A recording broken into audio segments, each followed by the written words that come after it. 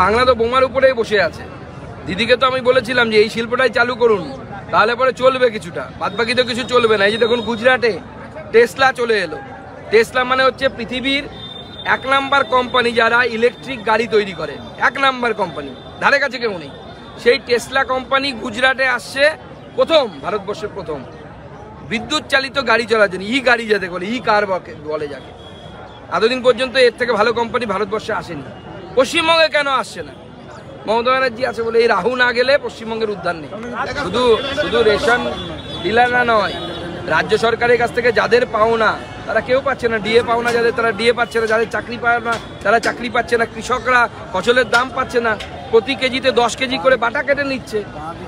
এটা তো নিয়ম না, কিন্তু সবাই বঞ্চিত হচ্ছে এই রাজ্য সরকার দ্বারা। এমন কেউ নেই যারা পাওনা পাচ্ছে না। এমনকি শিল্পপতিরা শিল্প স্থাপন করলে যে ছাড় পাওয়ার কথা সেই ছাড় পাচ্ছে না।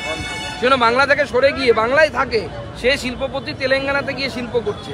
সেঞ্চুরি প্লাইউড দেখে নিন, তেলেঙ্গানাতে ফ্যাক্টরি খুলেছে রিসেন্টলি।